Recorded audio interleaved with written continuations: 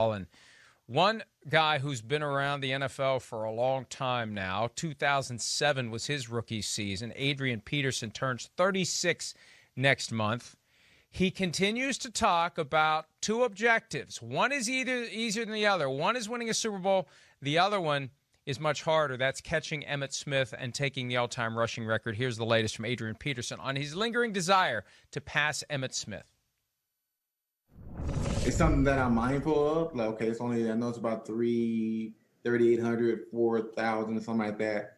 So I know that much. But I'm just going to keep playing. I'm going to keep playing, trying to chase the championship. And God's willing, within that process of doing that, I'm able to catch Emmitt and pass him.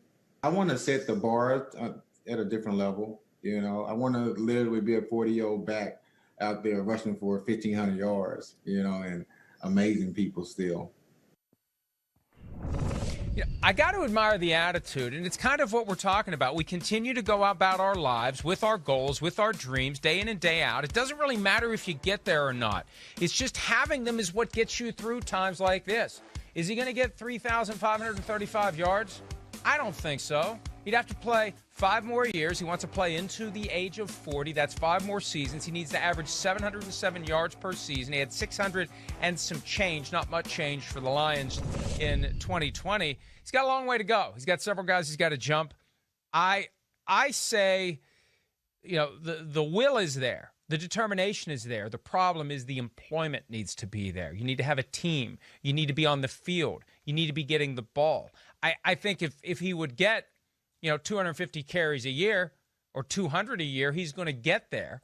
But I don't know that he's going to continue to find employment. I don't know that he's going to continue to find opportunities. Almost like Frank Gore. I think Frank Gore would catch Emmitt Smith if teams would continue to give him work, Myles. It's hard with young guys, full tread on the tires coming out every year of college. It's harder and harder for the older running backs to find jobs. Yeah, why would anybody necessarily sign Adrian Peterson in free agency in March, in April, in May, when at most, I think his best role for somebody that a team would probably be as somebody who can come in at a contender and maybe help them be a third down back or somebody who can get the ball in the end zone when they're down there in the red zone. I don't see him as a pure starting running back anymore, and I think that's what he would need to be in order to get that 700 yards per season and sort of be this Tom Brady of running backs that he apparently wants to be, where he's playing at 40 and he's getting all these carries and then he's getting into the end zone. I mean, Mike, who can you actually think of that would want to sign him as a free agent?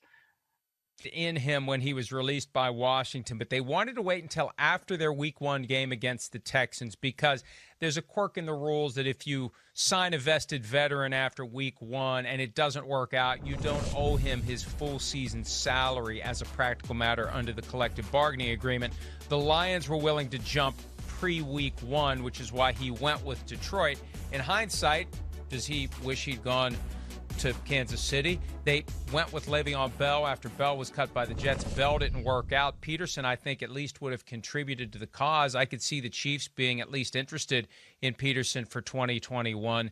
There isn't a team out there, though, that you look at, Myles, and say, Adrian Peterson would be the bell cow. He's the answer. He's the guy. He's going to be a role player. And the problem is, if you're a role player, you're not going to play the kind of role you need to play to get 707 rushing yards in a given season and average that amount for the next 5. I don't want to do the typical knee-jerk, this guy's delusional. You have to be delusional to make it in the NFL for as long as he has. I like the fact that the guy's closing in on 36 and he's still holding on to a dream, and he's still pursuing the dream, and he's still showing up every day, and he's putting in the work necessary to get there. And maybe he will. But if he doesn't, there's no shame in that. He's still a Hall of Fame running back.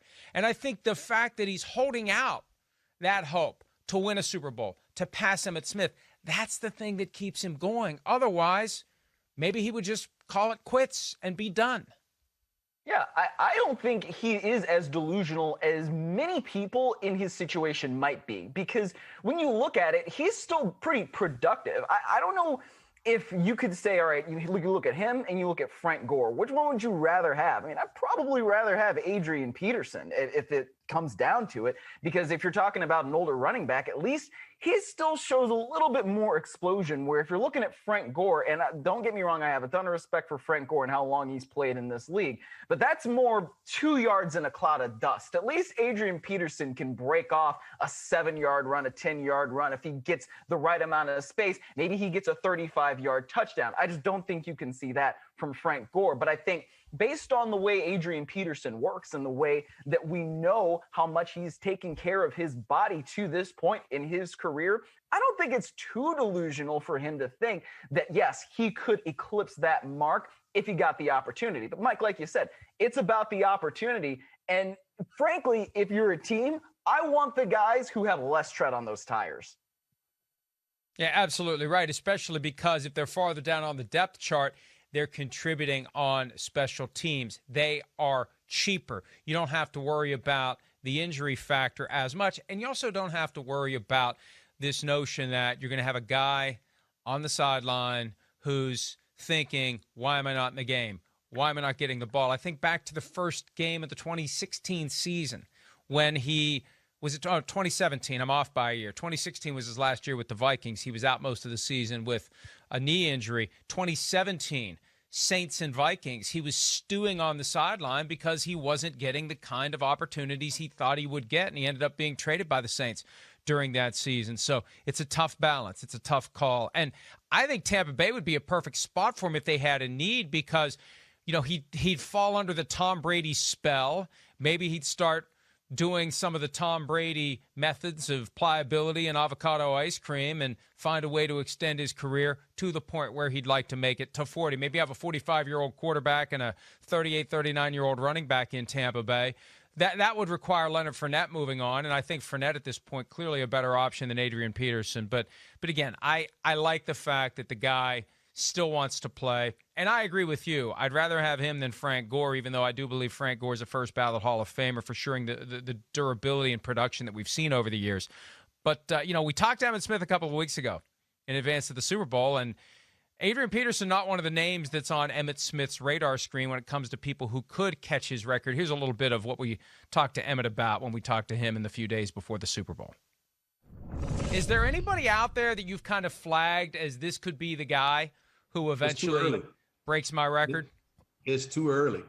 It is too early in the game right now. Frank Gore is the guy that's still out there running.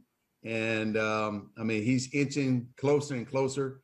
But, it's just too early to tell in terms of all of the young backs that are out there. Derrick Henry just went over 2,000 yards this year. And so he's quickly moving up the ladder himself. But it's just too early to tell right now. I would start looking at it when players starting to get into 13,000 yards. Once you get to that 13,000 yard mark, we'll see where you are and how your body's feeling, how you're holding up, and whether or not the team continue to believe in you and give you an opportunity to go and do something pretty special. Adrian Peterson falls into that category, but was not mentioned by Emmitt Smith. I think that Emmitt probably feels the same way we do, that the opportunities just aren't going to be there, that the spirit may be willing, the flesh may be strong enough, but if you don't find a team that's going to give you the chances, you're never going to rack up the yardage necessary to bridge that 3,535-yard gap, Myles. Well, it just seemed like he really just wanted to answer your question with no and move on, but then he kind of found a way to be a little bit more polite about it. Like, once you get to 13,000 yards, yeah, maybe then we can start talking about it. And maybe he just forgot that Adrian Peterson has already gotten past that and that, he's shown that, yeah, I still want to be able to do this. I still want to be out there. I'm still taking care of myself. But yeah, I think Emmitt Smith is going to stay the rushing king for a long time. I just don't know that anybody else is just going to get those opportunities at this point. And Emmitt has told us, and this was from last year prior to the Super Bowl, that he wants to be alive when it happens. He wants to participate in the moment because Walter Payton was gone when Emmitt Smith broke the record, and Emmitt Smith knows how much it would have meant to him to be able to celebrate that occasion with the guy who had the record before Emmitt Smith. But the way the game has gone, you've got to play a long time. You've got to hope that your team chooses to run the football, enough opportunities for you to gain the yardage, and you got to be good enough, and you got to stay healthy, and you got to check a lot of boxes that makes it very difficult to check to get to the point where you can pass Emmitt Smith. Hi, I'm Mike Tirico, and thanks for watching. Make sure to hit subscribe for the latest news and highlights from NBC Sports.